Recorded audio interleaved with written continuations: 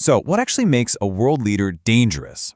Is it just about having a massive military, their political ideology, or is it something else entirely? We're going to break down what that term really means in the world of geopolitics. Today, we're diving into the world's most consequential leaders. But listen, this isn't just some random list. We're using a very specific geopolitical framework to understand who has the greatest potential to shape global events, for better or, for worse. Okay, before we go any further, we have to get on the same page about our key term. When this analysis uses the word dangerous, it's not a moral judgment call. It's not about good guys and bad guys. It's a geopolitical assessment of a leader's ability to create massive instability, whether that's in their region or even on a global scale. Let's kick things off with our first category, leaders who command the ultimate weapon. And it probably comes as no surprise that controlling a nuclear arsenal is one of the biggest factors in this kind of geopolitical analysis. Our first leader in this category is Russia's President Vladimir Putin, a figure who, let's be real, has dominated global headlines for years now. The reason he's so prominent in this analysis really just comes down to scale. Russia controls the single largest nuclear arsenal on the entire planet, a holdover from the Cold War that gives its leader an almost unbelievable amount of destructive power. And according to the analysis, it's not just having the weapons. It's the combination of that arsenal with his recent actions. The full-scale invasion of Ukraine, mixed with frequent talk about nuclear options, it normalizes the threat and creates this profound global uncertainty. All right, our next leader in this category also has a nuclear arsenal, but he's from one of the most secretive and isolated regimes in the world, North Korea's supreme leader, Kim Jong-un. Kim Jong-un's power is, well, it's absolute. He doesn't just control a clandestine nuclear program. He rules over a population of 25 million people living in a totalitarian system with absolutely no freedom. His consolidation of power has been famously ruthless, even reportedly including the elimination of his own family members. And the third leader in this section is Iran's supreme leader, Ali Khamenei, who has held power for well over 3 decades. Think about that. For 35 years, Khamenei has had the final say on all state matters in Iran. That includes overseeing their controversial nuclear program and directing money to militant groups across the Middle East that act as Iran's proxies, actions that directly fuel regional instability. Okay, let's shift gears now to a different kind of power. This isn't about the immediate threat of pushing a button on a nuclear weapon. No, this is about a long-term strategic challenge to the entire global order as we know it. And really, this category is defined by one leader, the president of China, Xi Jinping, who leads the world's most populous country. To really wrap your head around his influence, just consider that number. The policies that Xi Jinping puts in place directly affect the lives of 1.4 billion people. That's a huge portion of the entire human race. So, according to the analysis, his inclusion is based on a mix of things. He's overseeing a massive military expansion and openly positioning China to challenge the United States for that top spot globally, all while running aggressive policies like mass internal surveillance and making daily threats toward Taiwan. Now we're going to shift our focus again, this time to leaders whose impact is mostly felt inside their own regions, often through brutal internal conflicts that send shockwaves way beyond their own borders. And first up in this section is Aung Hlaing, the leader of the military junta that seized power in Myanmar back in 2021. This quote from the analysis really gets straight to the point. His regime faces global condemnation for using extreme violence against its own people, including accusations of ethnic cleansing against the Rohingya minority, which has created a massive humanitarian crisis. You see a similar pattern of internal crisis under the head of the Taliban government in Afghanistan, Hibatullah Akhundzada. He's a pretty reclusive figure, but he holds the ultimate authority. Under his leadership, Afghanistan has seen these severe human rights restrictions put in place, most famously crushing the rights of women and girls. The source also points to the regime's ties with extremist networks and its complete lack of international accountability as major drivers of instability. Okay, our final category is a bit more nuanced. The analysis here identifies leaders who are seen as geopolitically consequential, not because of direct military control, but because their policies have the potential to destabilize the global systems that we all kind of rely on. This slide shows 2 very different leaders who fit this category, but for very different reasons. On one side, geopolitical risk reports often point to former U.S. President Donald Trump, suggesting his policy shifts could potentially weaken key international alliances and arms control deals that have underpinned global stability for decades. On the other side, the risk from Venezuela's Nicolas Maduro is more regional. His authoritarian rule has created a severe economic and humanitarian crisis, sending shockwaves of instability and migration throughout Latin America. So what can we learn from all this? When we step back and look at all of these individuals, a few key patterns of power and risk really start to emerge. As this summary shows, there are different paths to geopolitical consequence. For Putin and Kim, the key asset is their nuclear arsenal. For Xi, it's the sheer size of China's economy and military. And for leaders like Aung Hlaing, it's the power to create devastating regional conflict. The assets might differ, but the potential for widespread instability is the common thread that ties them all together. And this brings us to our final question. This list is a snapshot of our world right now. But as global power continues to shift, with new economic centers popping up and new technologies emerging, who might appear on this list in 10 or 20 years? That is something worth thinking about. You know, when you think of Kim Jong-un, what comes to mind? For a lot of us, it's probably a caricature, right? But behind all the propaganda and the missile tests, there's a really strategic leader who has locked down his power and turned North Korea into a full-blown nuclear state. In this explainer, we're going to peel back the layers to really understand the man, his methods, and what his ultimate endgame might be. All right, so here's how we're going to tackle this. First, we'll look at his surprisingly mysterious early life. Then, we'll see how he brutally secured absolute power. After that, we'll analyze his huge nuclear gamble, his shocking turn to diplomacy, and what life is actually like inside North Korea. And finally, we'll put it all together to explain what the Kim Doctrine really is. So, let's start at the very beginning. How on earth does a young man, basically a ghost to the rest of the world, get secretly groomed in Swiss schools to take over one of the planet's most isolated countries? And that really is the million-dollar question, isn't it? His father dies, and bam! Suddenly this 27-year-old, a guy with zero public profile, no real military background, is now in charge of a nuclear-armed state. I mean, how did that even happen? Okay, now this is where the story gets really wild. Think about the contrast here. On one hand, you've got a kid going to school in Switzerland, using a fake name, apparently a huge Chicago Bulls fan, getting a real taste of Western life.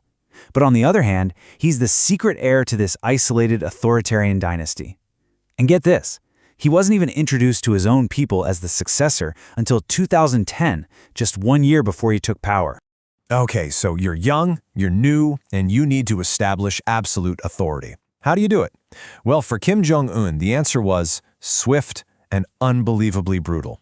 And these moves just perfectly illustrate his playbook. I mean, these were not random acts of violence. They were cold, hard, political calculations. First, in 2013, he takes out his own uncle, a guy who was seen as a potential rival right at the heart of the government. Then, a few years later, his half-brother who was living abroad is assassinated in a busy international airport. And the message this sent? It was crystal clear and, frankly, terrifying. It told everyone, both inside North Korea and watching from the outside, that his power was absolute. Any challenge, whether it was real or just perceived, was going to be met with deadly force. Period. All right, so with everyone at home now firmly in line, Kim turns his full attention outward to North Korea's biggest strategic asset and its ultimate insurance policy, the nuclear weapons program. Now, his father and grandfather had started the program for sure, but Kim Jong-un, he floored the accelerator. He oversaw this incredibly rapid expansion of not just nuclear tests, but also, and this is key, the missile technology to deliver them. So, to really get why the world was so alarmed, you have to understand this piece of technology. An ICBM, an intercontinental ballistic missile, isn't just a threat to its neighbors. When North Korea tested something like the Hwasong-15, it was showing the world it might have the ability to hit the U.S. mainland with a nuke. That changed the entire game. But here's the thing. This wasn't just about being aggressive for the sake of it. It was a very calculated strategy. For Kim, the nuclear arsenal is everything. It's the ultimate deterrent to stop anyone from attacking him. It's his insurance policy against regime change, and it's powerful leverage that forces major world powers like the U.S. to sit down and negotiate with him. And you know what?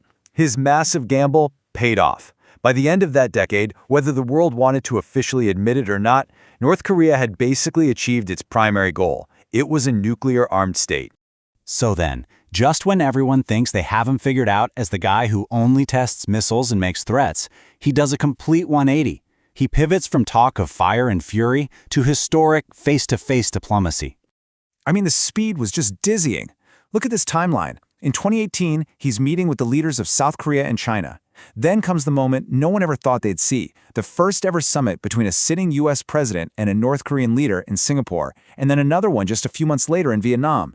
The entire world was holding its breath, hoping this meant a massive breakthrough, a real denuclearization deal.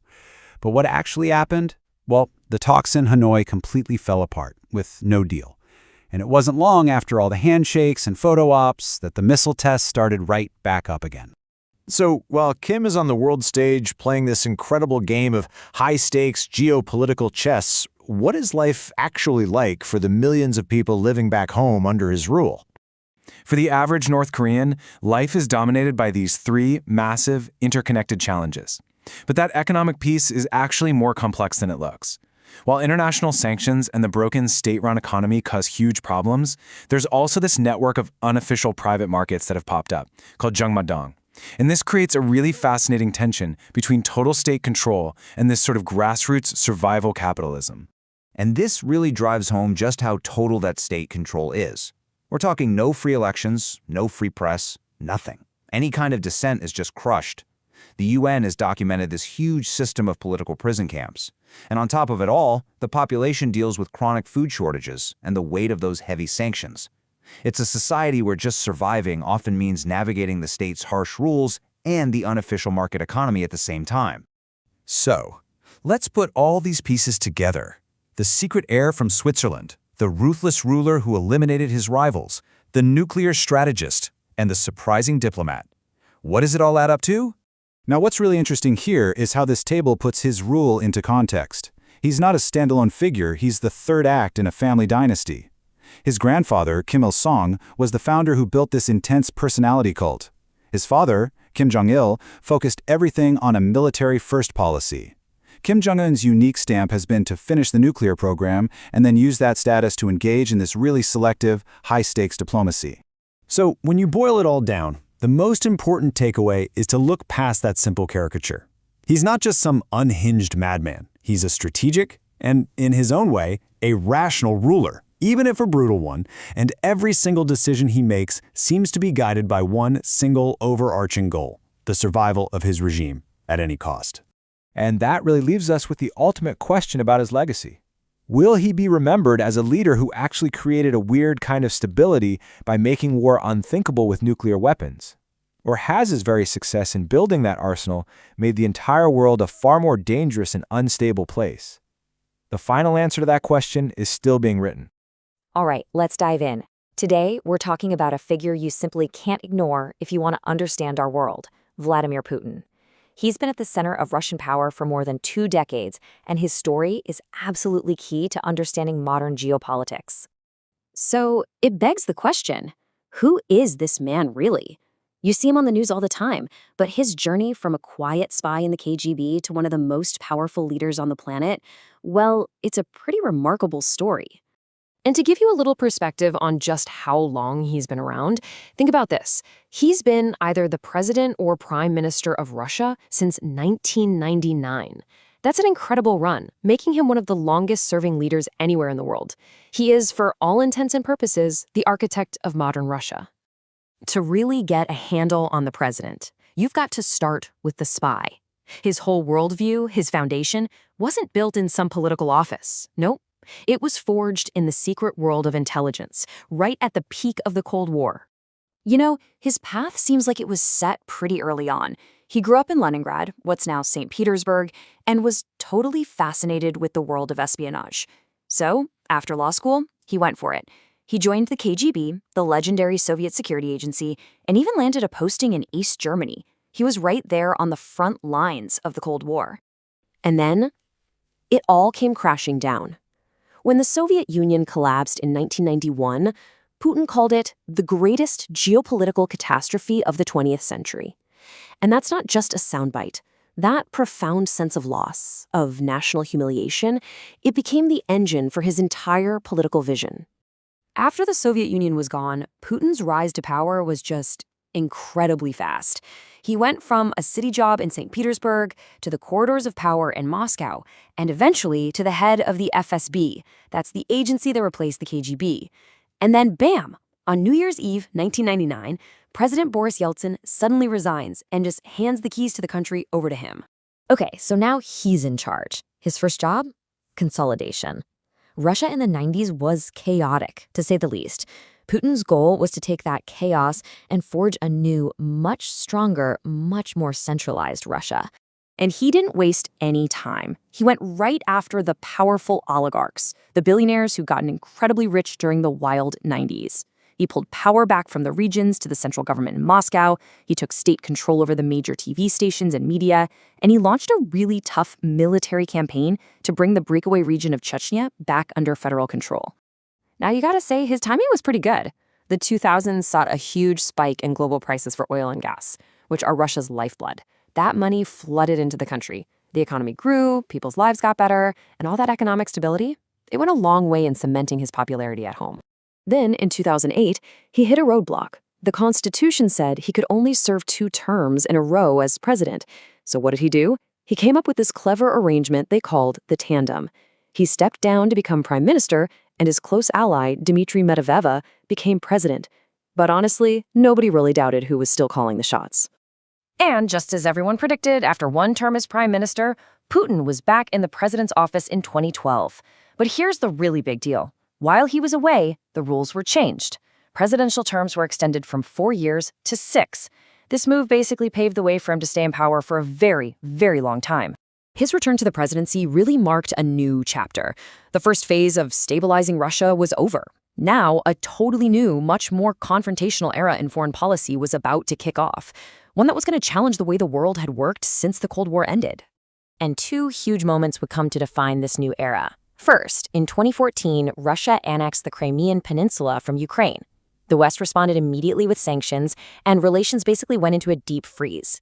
Then, in 2022, things escalated dramatically when Russia launched a full-scale invasion of Ukraine, an event that has completely upended global security.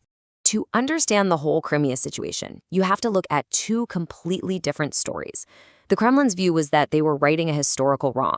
But in the West, and for most of the world, it was seen as a clear and simple violation of international law and Ukraine's sovereignty. Now, when the 2022 invasion started, Russia laid out its official reasons. The Kremlin said it was all about stopping NATO from expanding any further, about demilitarizing Ukraine, and about protecting the rights of Russian speakers inside the country. So when you look at all of this together, you start to see a kind of overarching philosophy, right? People call it the Putin doctrine. So what is it exactly? Let's try and break down the main ideas. It really seems to come down to 4 main pillars. First, restore Russia to what he sees as its rightful place as a global superpower. Second, push back against what he views as Western influence in Russia's neighborhood. Third, maintain absolute stability inside Russia, whatever it takes. And finally, protect national sovereignty above all else. You can really break his entire rule down into a few distinct phases. The 2000s were all about economic recovery and centralizing power. Then you had those tandem years, a sort of power shuffle where he kept control. 2014 kicked off the era of Crimea and sanctions, and that has now morphed, since 2022, into what you could call a full-on geopolitical confrontation. So what's his legacy going to be? Well, as you can imagine, the opinions are night and day. His supporters will tell you he saved Russia from chaos, that he rebuilt the military and stabilized the economy. His critics, on the other hand, will say he did it by crushing all opposition, dismantling democracy, and starting aggressive wars. And that really brings us to the bottom line. Whether you see him as a patriot who's defending Russia's interests, or as a leader who is trying to tear up the global rulebook, one thing is absolutely certain. Vladimir Putin's decisions have fundamentally redrawn the political map of the 21st century. Welcome to The Explainer. Today, we're breaking down the story of a man who has absolutely reshaped not just China, but the entire world, Xi Jinping. I mean, how does someone go from being a so-called princeling to the most powerful leader since Mao? It's a fascinating look at power, politics, and the future of a global superpower. Okay, so let's get right into it. Who is the man at the helm of the world's second largest economy? What really drives him? And maybe the biggest question of all, how on earth did he get so much power? Well, since he came to power back in 2012, Xi has concentrated authority in a way that we just haven't seen in modern China. Seriously, we're talking about a level of power that puts him right up there in the same league as Mao Zedong, the founder of the People's Republic, and that's a huge deal. And his power isn't just symbolic, not at all. He holds the 3 most important titles in China. That gives him absolute control over the Communist Party, which sets the direction, the government, which runs the state, and the military, which secures it all. This trifecta is the real key to his authority. But how did he get here? To really understand the leader he is today, we've got to go back, way back, to his early years, a time of incredible turmoil and personal hardship that basically forged his entire political worldview. This slide right here just perfectly captures the crazy turn his life took. He was born into the political elite, a princeling, they called him. But then, boom, the Cultural Revolution happens. His whole world gets turned upside down. His father was purged, and Xi himself was sent to a remote village to do hard labor. He even lived in a cave. It's a classic riches to rags story, but with a massive political twist. You know, those 7 years of hardship are seen as the crucible that really forged his political identity. It gave him this deep-seated belief that only a strong, totally unified Communist Party could prevent that kind of chaos from ever happening again. So it's no surprise that even after getting rejected multiple times, he was absolutely determined to join the party. He finally made it in 1974. From there, his rise was slow, but it was incredibly steady. He carefully built his career, first in Fujian province, where he got a reputation as a no-nonsense, anti-corruption guy. Then, in Zhejiang, he proved he had the economic chops, overseeing some amazing growth. This combination of political grit and economic success rocketed him right into the Politburo Standing Committee in 2007. That's the absolute peak of power, and that made him the frontrunner for the top job. And once he reached that pinnacle of power, well, he did not waste a single second. His very first move was a bold one, and it would come to define his entire time as leader. He kicked off the biggest anti-corruption campaign in the history of modern China. The official goal was to root out corruption everywhere, targeting both the powerful tigers at the top and the smaller flies at the bottom. And let me tell you, this sent absolute shockwaves through the political establishment. So here's the big question. Was this a genuine effort to clean up the party? Or was it a brilliant political move to get rid of his rivals? His supporters will tell you it was a much-needed reform to save the party from itself. But his critics, they see it as a ruthless purge that allowed Xi to grab more power than any leader before him. And the culmination of this power grab came in 2018 with a constitutional change that honestly shocked the world. By getting rid of presidential term limits, Xi basically opened the door to ruling for life. This was a move that broke with decades of tradition and cemented his place as China's most powerful leader in generations. With his power totally consolidated, Xi was ready to roll out his grand vision for China, what he called a new era of national rejuvenation and global influence. And at the very heart of this vision is Xi Jinping thought. It's his personal political philosophy.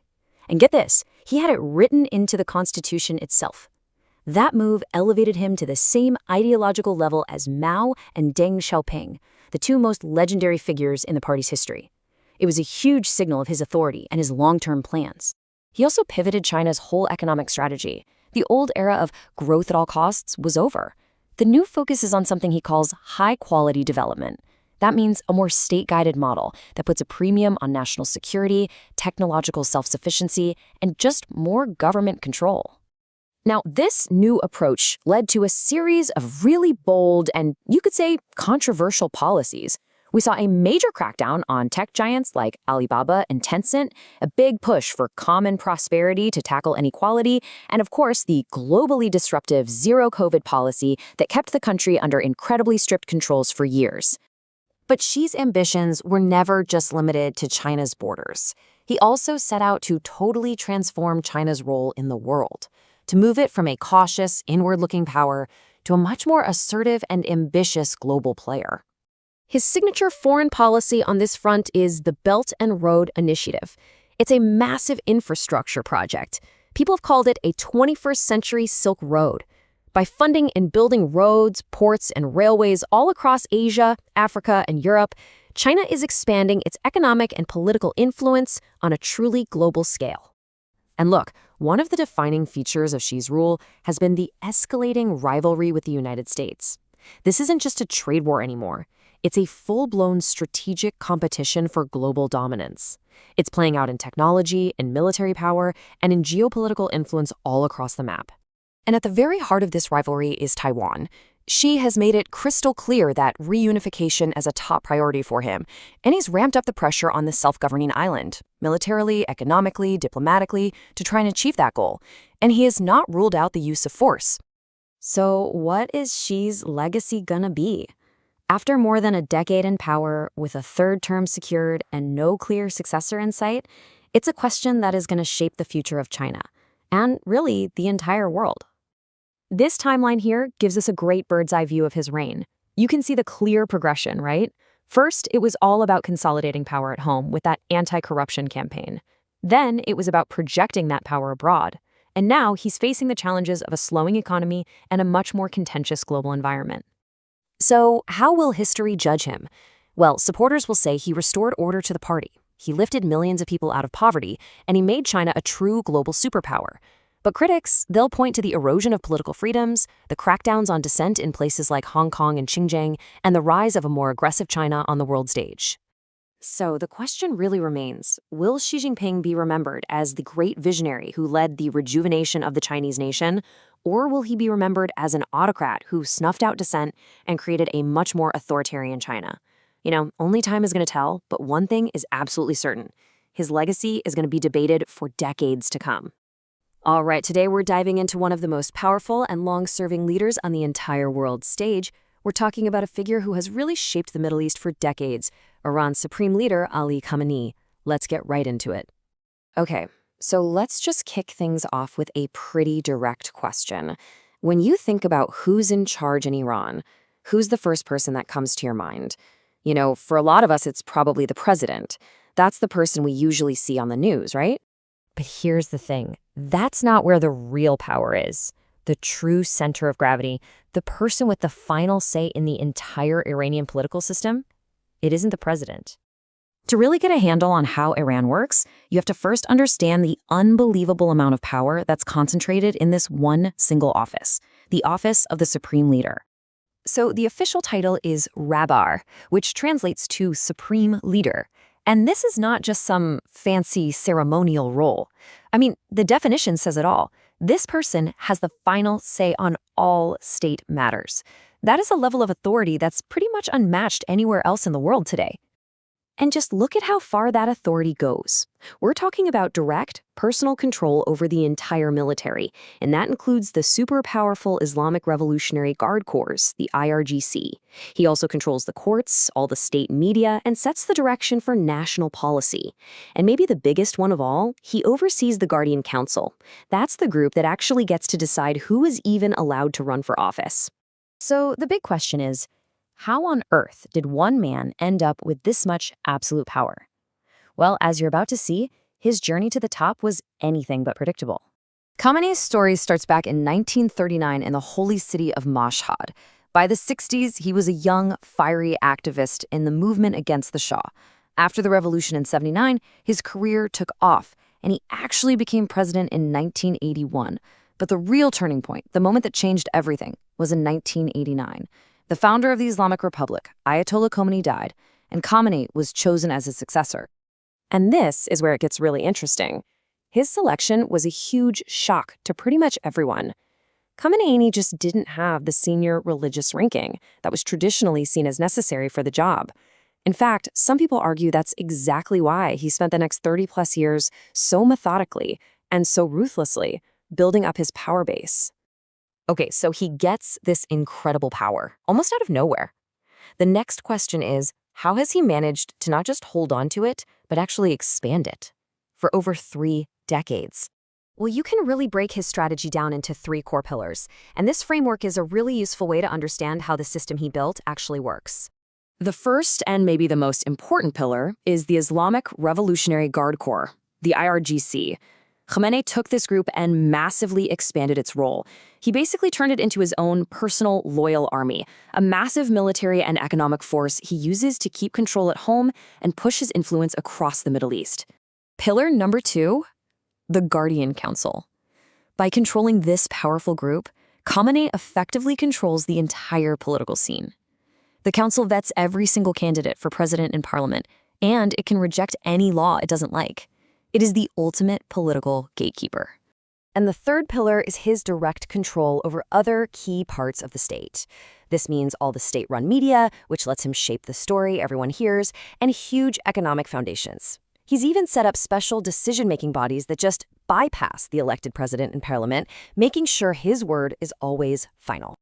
All right, so he's locked down absolute control at home. But what does that look like on the world stage?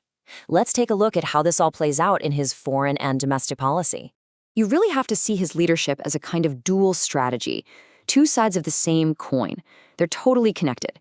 On one hand, you have this foreign policy of resistance, confronting the U.S., backing allied groups, pushing the nuclear program. And all of that serves to justify the other side, his domestic policy of absolute control. It creates this constant sense of crisis that makes crackdowns on protests and the dominance of his security forces seem necessary. You really can't have one without the other. So you end up with two completely different narratives about the man. His supporters will tell you he's a patriot who has defended Iran's independence against incredible foreign pressure. But his critics, both inside Iran and around the world, they'll point to a long record of serious human rights abuses and a failing economy. So, after all this time at the top, what's his legacy going to be? And maybe more importantly, what does the future hold for Iran once he's gone? 37 years. Just let that number sink in for a moment. His time in power has spanned entire generations. He hasn't just defined modern Iran, he's shaped the politics of the entire Middle East. So, when you look back, his legacy is really one of fundamental transformation. He has built and solidified a system where the real power is held by religious authorities and the security forces. He's made sure that elected institutions, like the presidency, have very little real autonomy, and he has baked this idea of ideological resistance right into Iran's foreign policy, which has completely defined its role in the world. And that leaves us with the million-dollar question. The entire system he built is centered around him. So what happens when he's no longer there? The question of who or what comes next isn't just a question about the future of Iran. It's about the future of the entire region. Today, we're diving into one of the world's most mysterious and powerful figures, the supreme leader of the Taliban, Hibatullah Akhundzada. And we're going to start with the question that's on everyone's mind. You know, ever since the Taliban took back control in 2021, Afghanistan has been run by a man who's practically a ghost. He's almost never seen in public, and you rarely hear his voice. So who is this person, really? Who is this man ruling from the shadows? Well, they call him the Emir, which means the supreme leader. And even though he keeps himself completely hidden from public view, make no mistake, his power is absolute. And he doesn't even operate out of the capital, Kabul. Nope, he's based in the southern city of Kandahar, which is really the spiritual heartland of the Taliban. And here's something you really need to understand about him. Akhundzada isn't your typical military leader. He didn't make his name on the battlefield. His authority, his power, it comes from his reputation as a top-tier religious scholar and an expert in Islamic law. He's a judge first, a commander second. So, how in the world does a religious jurist end up at the very top of a group like the Taliban? Well, his journey to power wasn't a quick one. It was a slow, steady climb, built over decades inside the group's religious and legal systems. And if you look at this timeline, you can see just how deliberate that rise was. Back in the 90s, during the first Taliban regime, he was already a major judicial figure. Then, after 2001, he was the guy running their entire legal system during the insurgency. So when he was appointed leader in 2016, it was really the final step in a very long career, putting him exactly where he is today. You see, his appointment back in 2016 wasn't some accident. The previous leader had just been killed, and the Taliban was at risk of fracturing. They needed someone who could hold it all together. Akhundzada was that person. He was seen as ideologically pure, deeply respected by all the different factions, and basically the perfect choice to keep the movement unified. Okay, so that's how he got the job. But what about his actual leadership style now that he's in charge of the whole country? Well, it's a style that has totally remade Afghanistan, and he's done it almost completely out of sight. He rules by what's called governance by decree. And just think about that for a second. Huge, life-changing policies for an entire country. They aren't debated, they're not announced in big speeches, they're just handed down as written orders that come straight from him in Kandahar. It's about as top-down and centralized as it gets. And this is where you see the real-world impact of that governing style. These are just some of the biggest decrees that have come down under his rule. The ban on girls going to high school or university, the severe limits on where women can work, and bringing back public punishments. These have dramatically changed everyday life in Afghanistan. Now, as you can probably imagine, making these kinds of decisions at home has had massive consequences for Afghanistan on the world stage. It's led to total diplomatic isolation and has even sparked some debate within the Taliban itself. And the result is, well, it's stark. Not one single major country on earth officially recognizes the Taliban government. This complete non-recognition is a direct consequence of their policies, and it leaves Afghanistan almost entirely isolated from the rest of the world. And that isolation has very real consequences. The economy is a mess, billions of dollars in the country's own money are frozen overseas, and Afghanistan is incredibly dependent on international aid just to keep running, all while being buried under heavy sanctions. All this pressure is apparently creating some real friction inside the Taliban.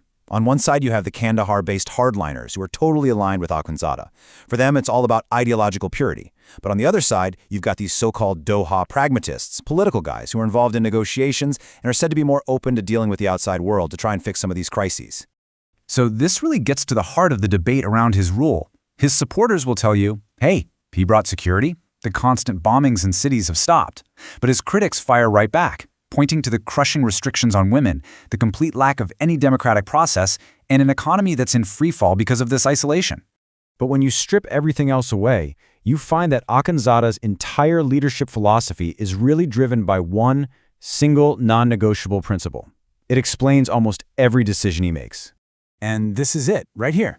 At the end of the day, for Akhundzada and his inner circle, religious legitimacy is more important than anything the rest of the world thinks. Global approval, international recognition, that's all secondary. The number one priority is implementing their vision of Islamic law, no matter the cost. And that leaves us with a huge, lingering question. In our incredibly interconnected modern world, what does the future actually look like for a country that's built on this principle? What happens to a nation when its leadership chooses ideological purity over global integration? Today we're talking about one man, Senior General Aung Hlaing, and the military coup he led that brought an entire nation to its knees. It's really the story of how Myanmar's fragile, hard-won democracy was completely shattered. So the big question is, how could one single person push a whole country to the brink of collapse? Well, to get to the bottom of that, we have to start on the day it all went down. February 1st, 2021. That's the date. In just a matter of hours, a whole decade of slow, really painstaking democratic progress in Myanmar was just gone, wiped out. Okay, so let's start with the coup itself.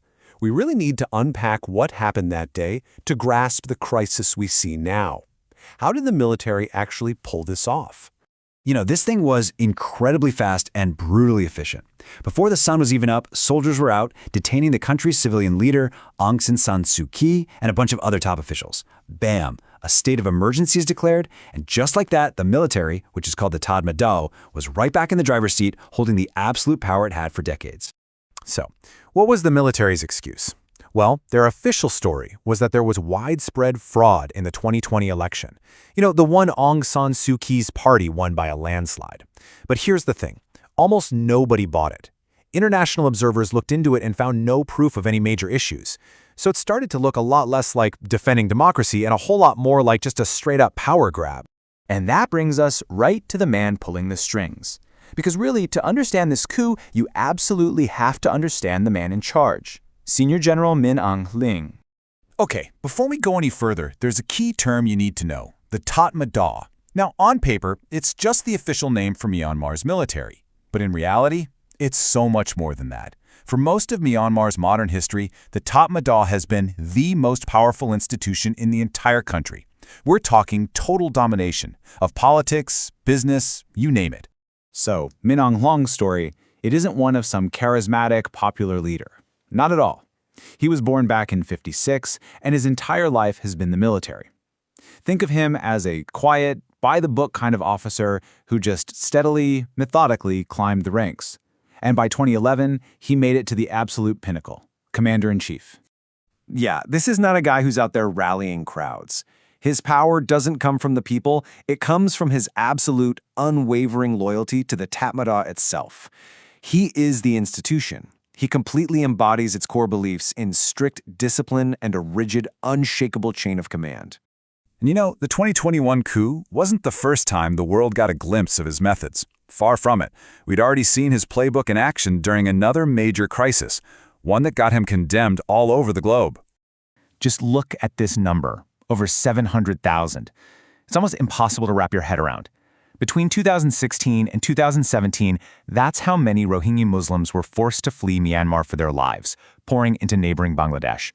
And it was all because of a military crackdown that was just astonishingly brutal. So what did the Tatmadaw say? According to them, this was all just a necessary counter-terrorism operation. But the United Nations, they saw something completely different.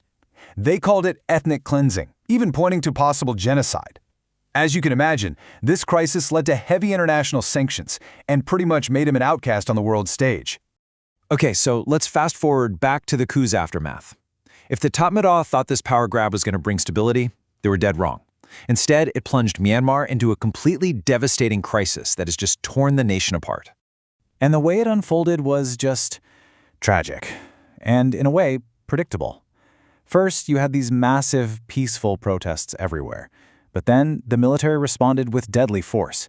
And when that happened, the opposition didn't give up. No, they took up arms. And just like that, the country spiraled from a political crisis into a full-blown, devastating civil war fought on multiple fronts. And the results of this military rule, this junta, have been nothing short of catastrophic. I mean, you've got martial law. You've got total media censorship. The economy has completely collapsed. A massive humanitarian crisis is getting worse by the day. And on top of all that, the country is almost totally isolated from the rest of the world. That is the grim reality for people in Myanmar right now. So where does this all leave Myanmar? What does the future even look like? The honest answer is, nobody knows. The whole country is just balancing on a knife's edge. You might be wondering, why does he keep going, even with all this chaos? Well, to get that, you have to understand a core belief of the Tatmadaw. For decades, they've seen themselves as the only thing holding the country together. They call themselves the guardian of national unity. So in their minds, everything they're doing, no matter how brutal, is necessary to stop the country from shattering into a million pieces. So you end up with two completely different ways of seeing things. On one side, you have supporters of the military who genuinely argue that they're saving the nation from falling apart and that the last election was a sham. But on the other side, critics see a government that has destroyed democracy, used horrifying violence against its own people, and tanked the economy. So Hlaing has dragged his country down this dark path of civil war, economic ruin, and just bitter, deep division. And it leaves us with a really tough, unsettling question to think about. What kind of future is even possible for a nation that's caught in this terrible bind, stuck between an iron-fisted military and a generation of people who are literally willing to die for a chance at democracy?